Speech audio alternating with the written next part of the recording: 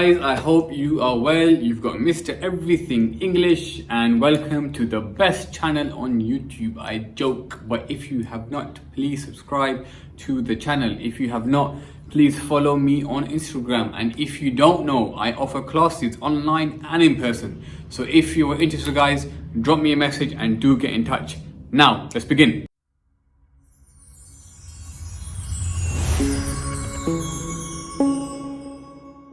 One of the most difficult and the most important things to grasp is how do you break down a quote? How do you analyze a quote? Because it's all good doing that when you're with your teacher, but how do you do it yourself?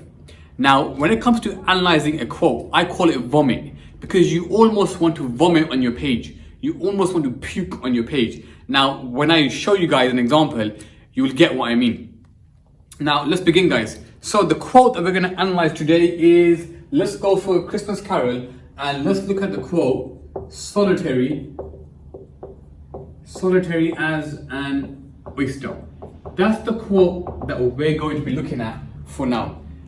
The first thing you do with any quote is you begin to break it down for language. Now, if we look at this quote as a whole, solitary as an oyster, as, when you compare two things using like or as, what has the writer used? The writer has used a simile. So that's the first language device that we can pick out, that the writer has used a simile.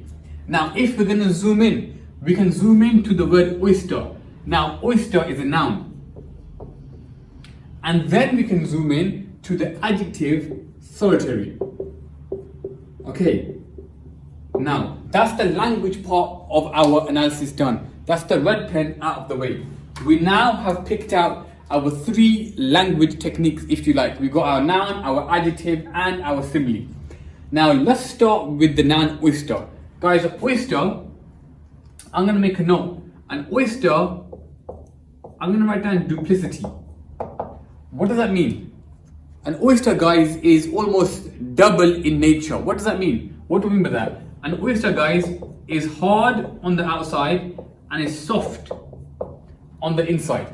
An oyster is hard on the outside and soft on the inside. Now, what can we say about Scrooge using this quote? Maybe we can imply that everything Scrooge does is based upon image. He's not really a nasty person. He's not really a harsh person because he's soft on the inside. But he has the exterior. He has an outer shell that is very, very hard. He has an outer shell that is very, very unwelcoming. This is based upon him being described to an oyster. Now, let's take it a little bit further. How do you get to the soft core of an oyster? How do you get to the soft core? You must remove the harder shell. Therefore, we can argue that from this quote, is the writer foreshadowing? Is the writer giving us links of what is to come? That Scrooge as a character will remove this harder shell, this harder outside. Now, this is all done based upon the noun oyster. Now, let's flip it this way. He is solitary. Now, guys, when it comes to the word solitary, it is an adjective. But what does it imply? It implies you are lonely. That's what it implies. But it's something more than that. For me, this loneliness is forced. Why do I say that? I say that because when I think of the word solitary, I'll go this way. Actually, no, I'll do it here. Guys, when I think of solitary, I think of a prison. I think of somebody who is locked up. Let me fix that, guys. I think of somebody who is locked up.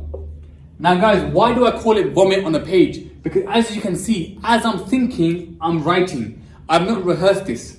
Now, he's lonely, the loneliness is forced. This implies it's prison, and therefore he's locked up. But then if we're going to say Scrooge is locked up, it begs the question, who's locked him up? Who is Scrooge a victim of? Now, this is where we bring in our AO3. If I was looking at this bottom part of the quote, at this point of our analysis, I would link this and this to AO3. Now, what would I say? I would say that Scrooge as a character is a victim of capitalism. Now, what do I mean when I say AO3? Guys, AO3 is looking at the background of the text. Now, we said that Scrooge, based upon this quote, is soft on the inside, hard on the outside. Now, what's made him hard on the outside? Possibly it's the fact that he's been living a solitary life, a lonely life. But the loneliness isn't voluntary, this loneliness is forced. He's been forced because of the adjective. It didn't say lonely as an oyster, solitary. It implies he's been locked up. Based upon this and based upon this, you can argue that Scrooge is the way he is because of capitalism. Capitalism is the ideology, is the belief that the most important thing in life is money and yourself. And because Scrooge has believed this, because Scrooge has soaked it in and become a victim of this, what is he? He is lonely and he has a hard exterior. But personally, guys, that's enough to analyze a quote. But let's finish it off by looking at the simile. Now guys, let's pause there for 1 second. Look at what I'm doing when I'm analyzing the quote. I'm just writing everything I'm thinking onto the board. Whether or not it's accurate in the beginning, you write it down and then you explore it and then it makes sense. We think about what the writer is trying to say. What is the writer trying to say? What else is he trying to say? This is all inference. Now guys, let's finish it. Now, solitary as an oyster. What is the overall meaning of this quote, in my opinion, based upon this analysis? What is the overall inference that we can make? Now, if I was making an overall judgment of the entire simile, I would make a point, guys. I would make a point that Scrooge is a character who, number one, he is a victim of society. But number two, he is a character that, just like an oyster, he needs the outside shell to be cracked. Now, in our text, who are the characters that crack his shell? The characters that crack Scrooge's shell are indeed the ghosts. Now, I'm going to end my analysis there because if we're not careful, we're going to move away from this and start talking about wider events.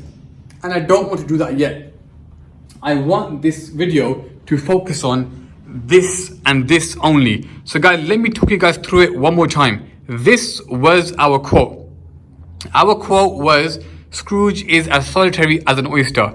I picked out 3 language techniques: the adjective, the noun, and the simile.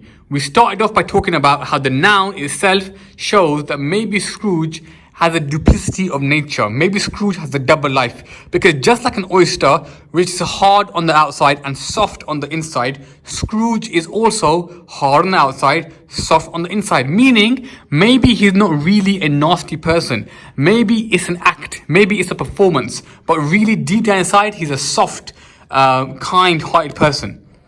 He has to portray a particular image. Then we moved on to the adjective solitary. Solitary implied that Scrooge was lonely, but the loneliness here is forced because of the adjective solitary. It implies that he's in prison and he's locked up. Now, we all know Scrooge is not in prison. So what is that talking about? That's when we link it to capitalism. Scrooge is indeed a prisoner, but he is a prisoner, he is a victim of capitalism, where money has become the most important thing in his life. And finally, we said, if we were going to bring the entire quote together, solitary as an oyster, based upon what we learned here, we can then say that Scrooge may be a victim of a society. And therefore, just the way you have to crack an oyster to get to the soft middle, Scrooge as a character must be cracked. And the characters to crack Scrooge are indeed the ghosts. And therefore, the overall quote can be seen as foreshadowing the events to come. Now, I know you might be thinking, sir, what you just did, I can't do it. And if I'm going to be obvious, guys, you don't need to do what I just did. Just by you doing one of these 3 is enough. Because one of these 3 analysis is enough to produce a paragraph. What I want to show you guys is how you really thoroughly engage and how you really thoroughly break down a quote. Guys, don't forget with English there's no right answers and there's no wrong answers, so long as you can prove everything you say. Everything I say is based upon the quote. I've not gone off task. Alright guys, I'm going to end the video here because I don't want to end up producing a 20-minute video that nobody watches. So guys, thank you for your time. If you have not subscribed, please do it before you leave. Please share the video. Guys, don't forget to follow me on Instagram where I post videos and content every single week. And guys, don't forget I offer classes for GCSE English Language, English Literature, A-Level, 11+. Just simply drop me a DM and we can take it from there. Guys, you couldn't be doing anything, but you're here watching the video. So thank you so much for your support. It's been Mr. Everything English. Peace.